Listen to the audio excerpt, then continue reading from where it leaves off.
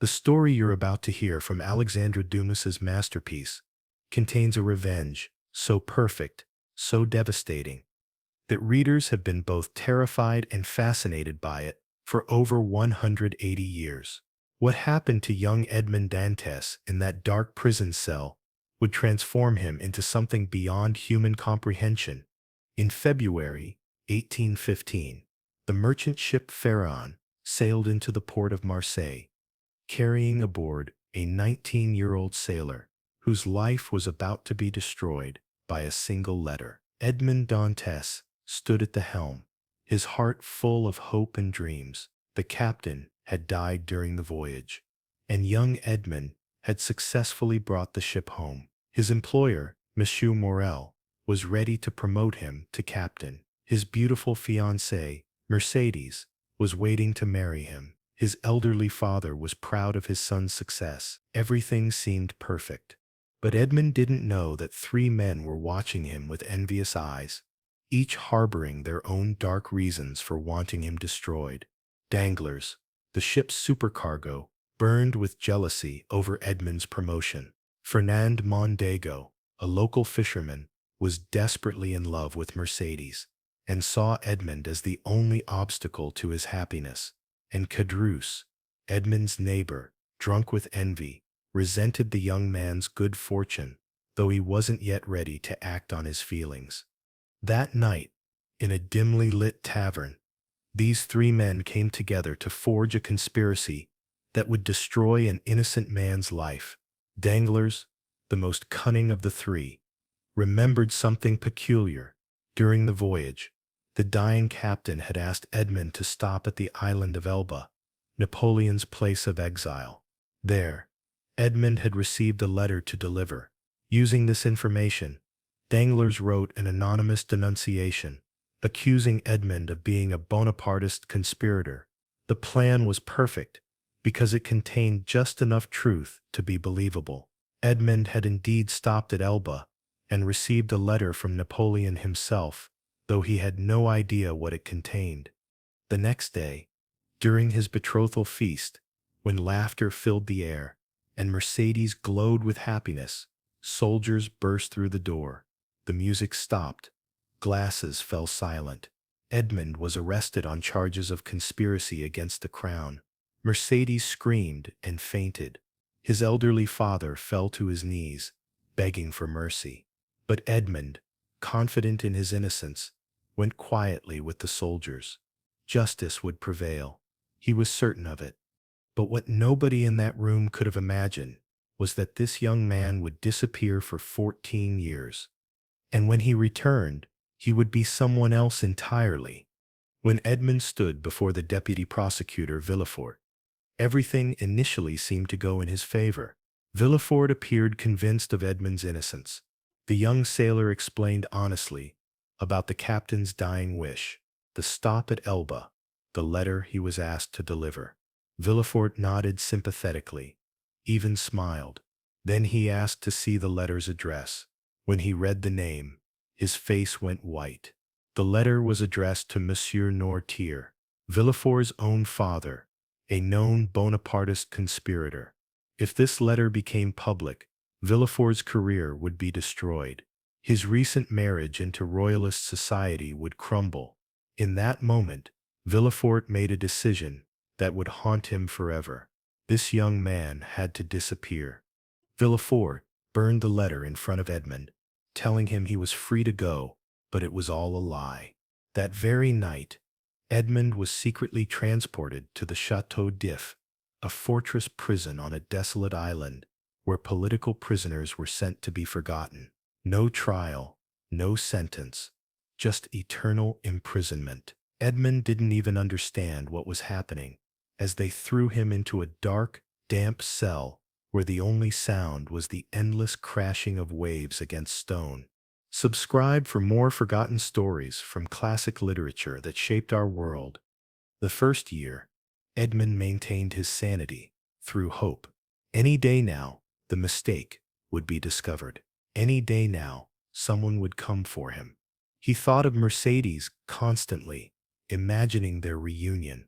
He worried about his father, alone and without support. He wrote letters in his mind that he could never send.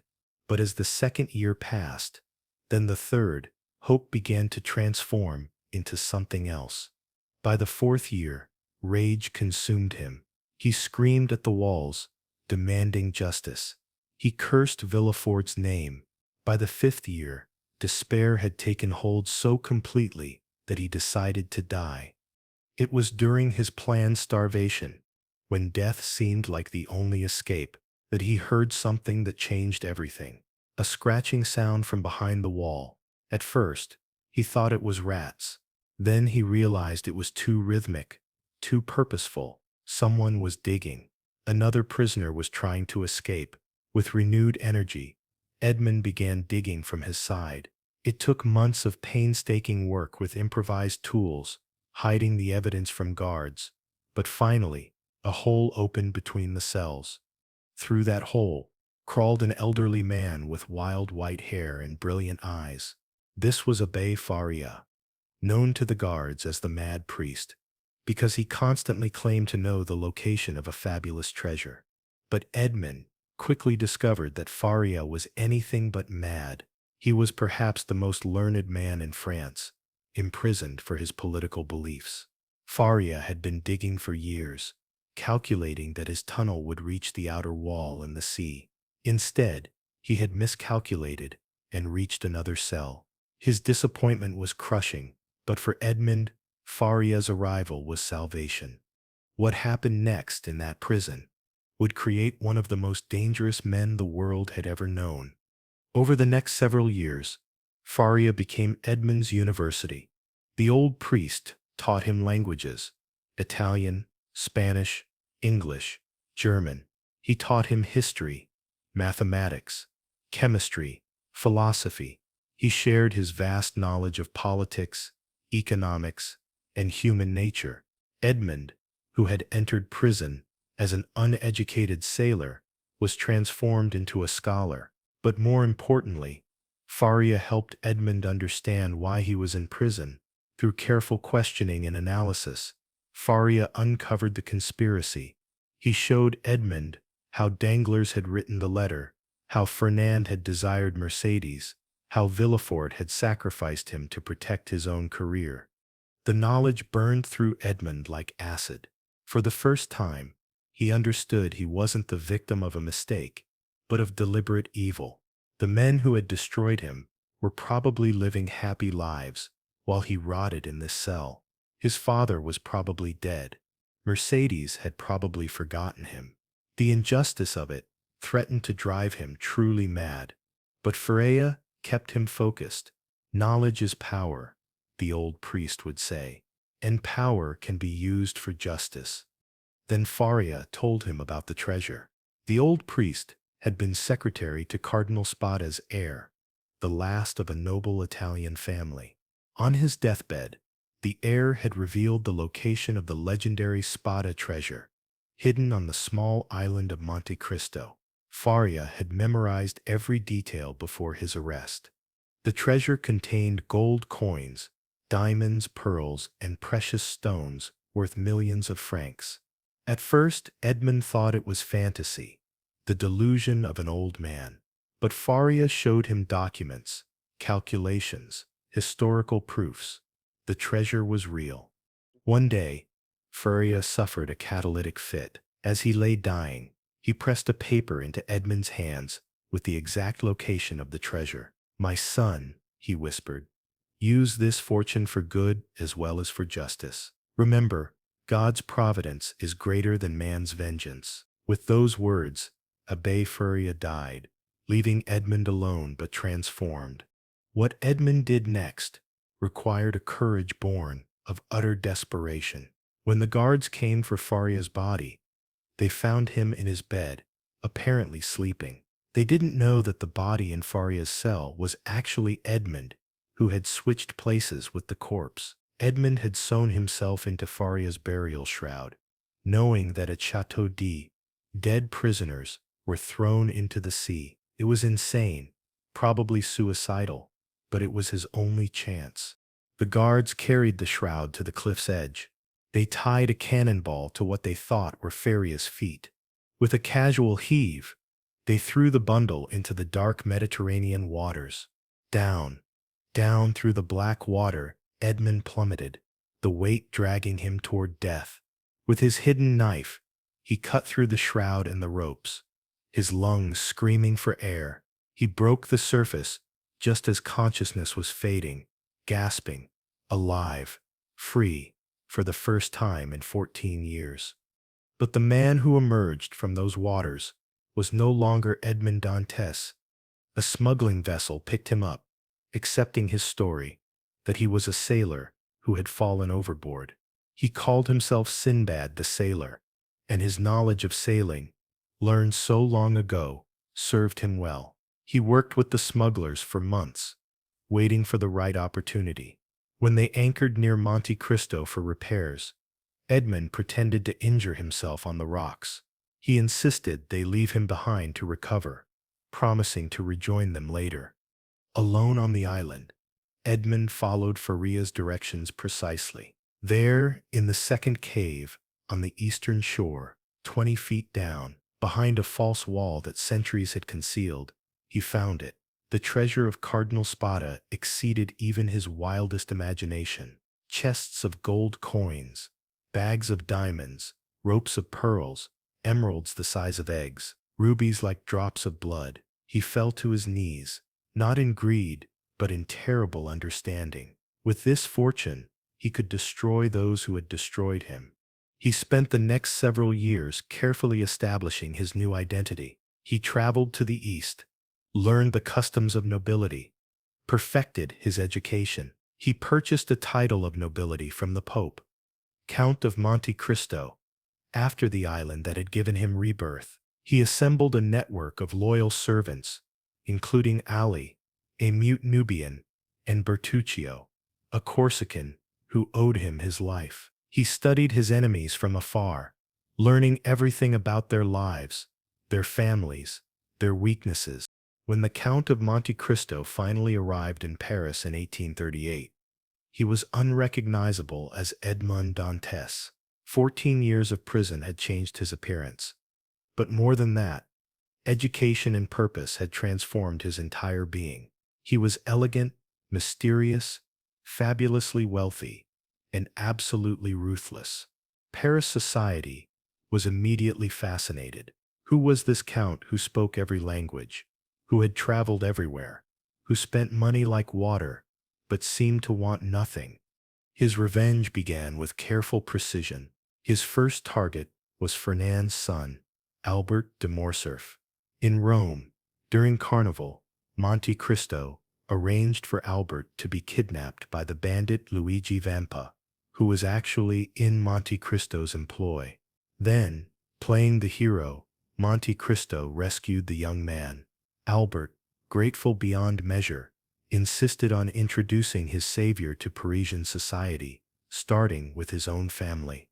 The moment when Monte Cristo entered the Morcerf mansion and saw Mercedes for the first time in 14 years was electric. She had aged, but was still beautiful. Now the Countess de Morcerf.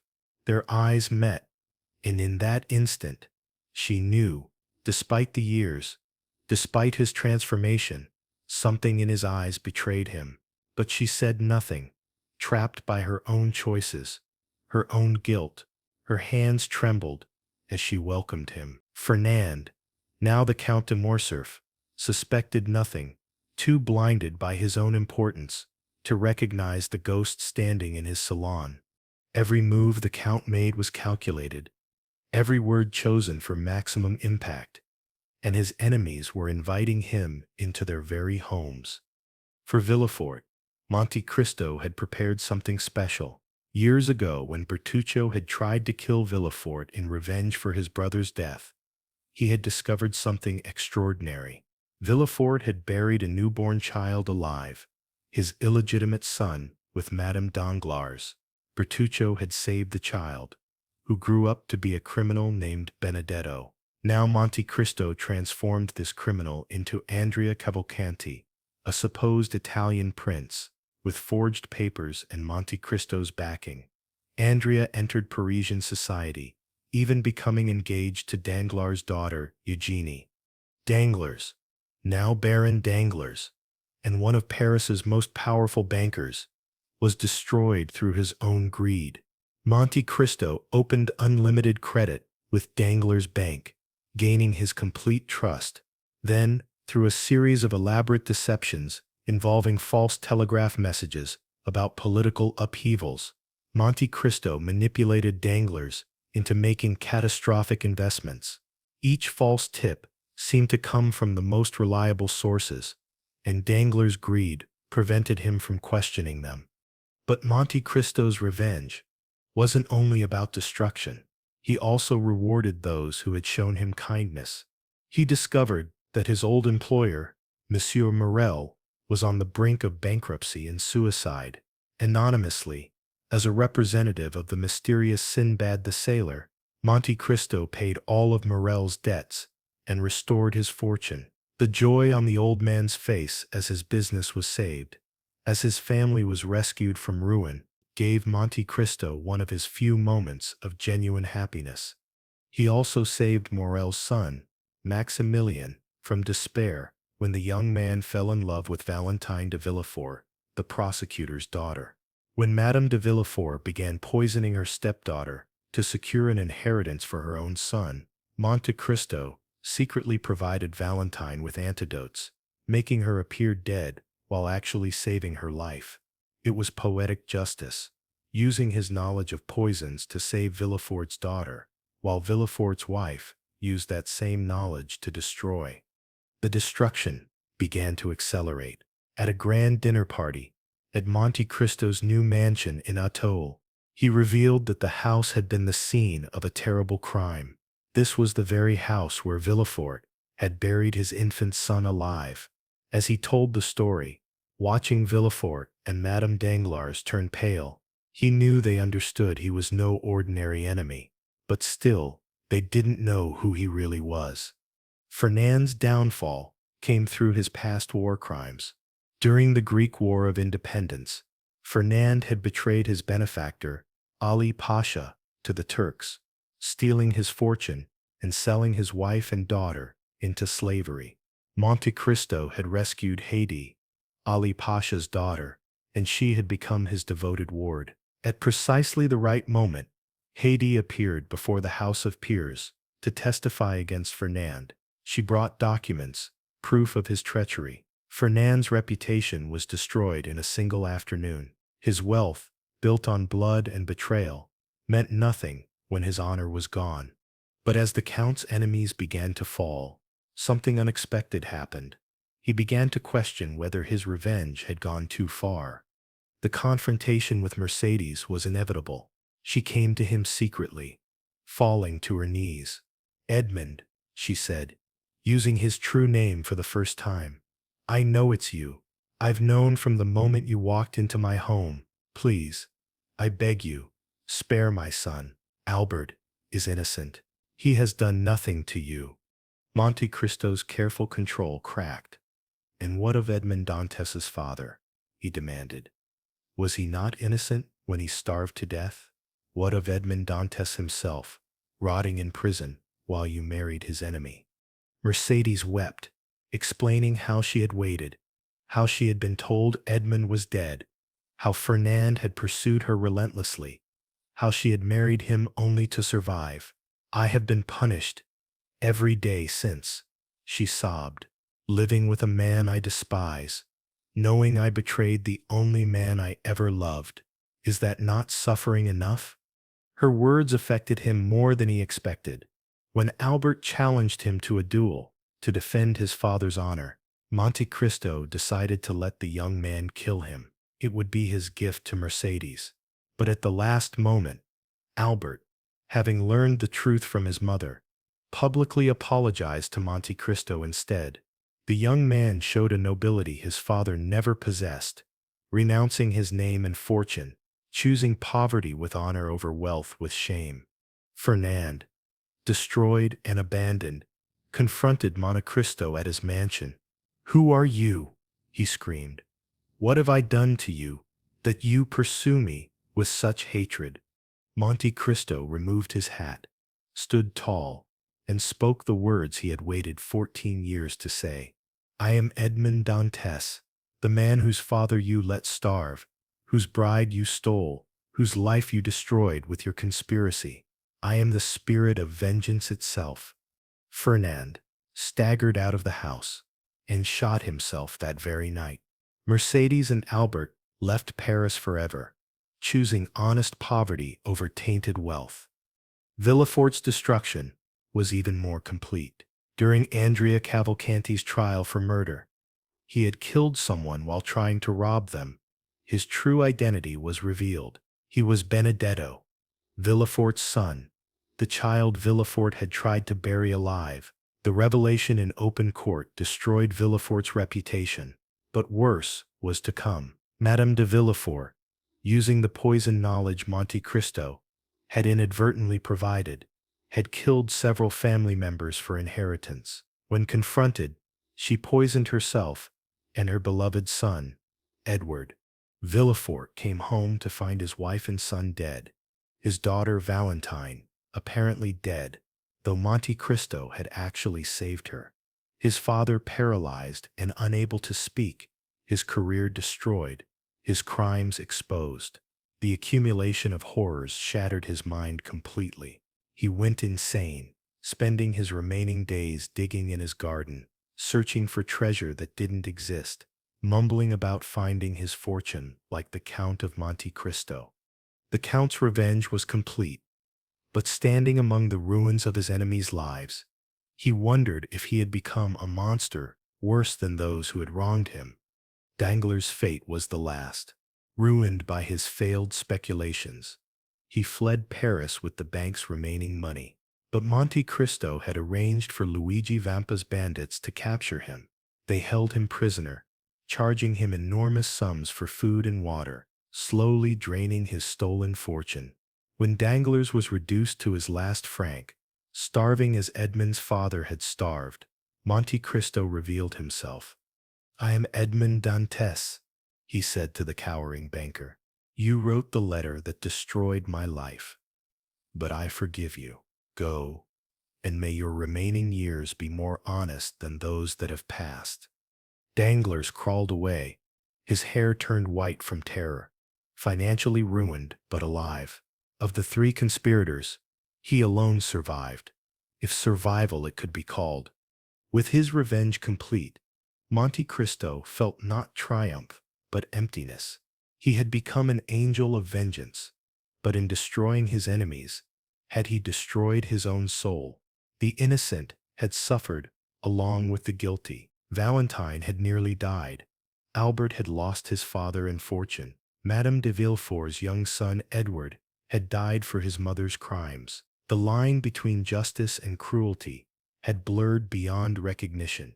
It was Haydée who saved him, the young Greek princess, whom he had rescued and protected, confessed her love for him. You gave me life when you saved me from slavery, she said.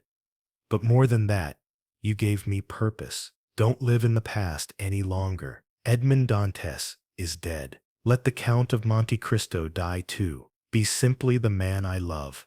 Monte Cristo realized she was right. His revenge was finished. He had played God, dispensing justice and mercy. But no man should wield such power. He gave his Paris mansion to Maximilian and Valentine, reuniting the lovers he had saved. He left a fortune for the Morel family. To Mercedes, he restored the money that had been rightfully hers. Then, with Haydée at his side, he sailed away from France forever. His last letter to Maximilian contained his final wisdom. There is neither happiness nor misery in the world. There is only the comparison of one state with another, nothing more. He who has felt the deepest grief is best able to experience supreme happiness. Live, then, and be happy, beloved children of my heart, and never forget that until the day God deigns to reveal the future to man, all human wisdom is summed up in these two words: wait and hope. But perhaps the most terrifying truth of this tale is not what Edmond Dantès became, but the reminder that any of us, pushed far enough, might transform into something we never imagined possible. The Count of Monte Cristo disappeared into the Mediterranean sunset, leaving behind a legend that would haunt Paris society for generations. Some said he returned to the East with his princess. Others claimed he died, finally at peace.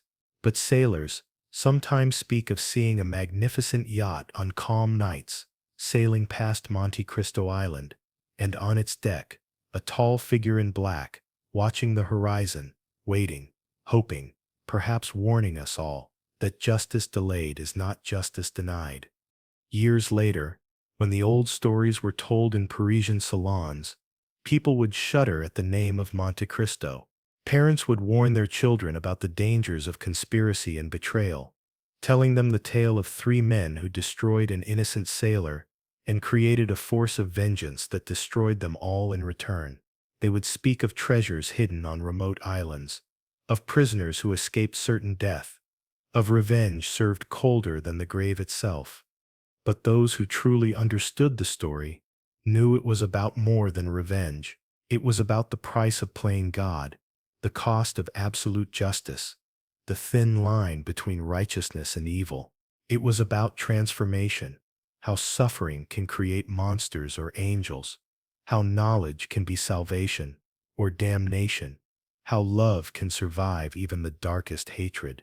The Château d'If still stands today, a monument to injustice and endurance. Tourists visit the cells, trying to imagine 14 years of darkness and despair. They see the hole between the cells where Faria and Dantès met, where knowledge passed from a dying scholar to a man reborn in hatred. Some visitors claim that on stormy nights, you can still hear whispers in the walls, two voices, planning, learning, preparing for a revenge that would shake the foundations of French society. In Marseille, old fishermen still tell stories of the young sailor who loved a beautiful Catalan girl who had his whole life stolen by a single letter. They point to the house where the betrayal was planned, now long demolished, but its location remembered. They speak of Mercedes, who died in a convent, never forgiving herself for marrying Fernand, praying every day for Edmond's soul. The name Edmond Dantès became a legend, a cautionary tale, a symbol of justice perverted into vengeance. But it also became a symbol of hope for the oppressed, proof that even the most powerful could be brought low by their own crimes. The Count of Monte Cristo showed that patience and planning could overcome any enemy, that knowledge was the ultimate weapon, that those who sow injustice will reap destruction. Modern readers often ask whether Monte Cristo was hero or villain. The answer is both, and neither. He was a man pushed beyond human endurance, who became something more and less than human. He achieved perfect revenge, but discovered that perfection itself is imperfect when it comes to human justice. He gained the world but almost lost his soul, saved only by the love of a woman who saw not the Count, not Edmond, but simply a man who needed redemption as much as he had needed revenge. In the end, the greatest treasure Edmond Dantès found was not on Monte Cristo Island, but in learning when to stop, when to forgive, when to choose love over hatred, hope over despair, future over past. This tale reminds us that we all carry within us the capacity for both incredible good and terrible evil. Every betrayal creates the potential for revenge. Every injustice plants the seed of retribution. But it also reminds us that the cycle can be broken, that forgiveness is possible, that love can triumph over hatred if we let it. The Count of Monte Cristo sailed away into legend, but his story remains, warning us, teaching us, perhaps preparing us for our own tests of character. For in the end, we are all prisoners of something, our past, our pain, our desires for revenge. The question is not whether we will escape, but who we will become when we do. And so the tale ends where it began, with a young sailor full of hope, reminding us that every ending is also a beginning, every death, a potential rebirth, every act of revenge, a choice that could have been forgiveness. The Count found his treasure, not in gold or diamonds, but in the ability to let go, to sail away, to write a new chapter in the vast book of human experience. Wait and hope. These were Monte Cristo's final words of wisdom. Wait for justice, but don't let waiting consume you. Hope for redemption, both for yourself and your enemies. For in the end, the greatest revenge is not destroying your enemies, but transcending them, becoming something they could never imagine, never touch, never destroy again. The treasure of Monte Cristo was real, but the true treasure was transformation. From sailor to prisoner, from prisoner to student, from student to count, from count to legend, and finally, from legend to man, once more. This is the journey we all must take, in our own way, with our own prisons, our own treasures, our own choices between revenge and redemption.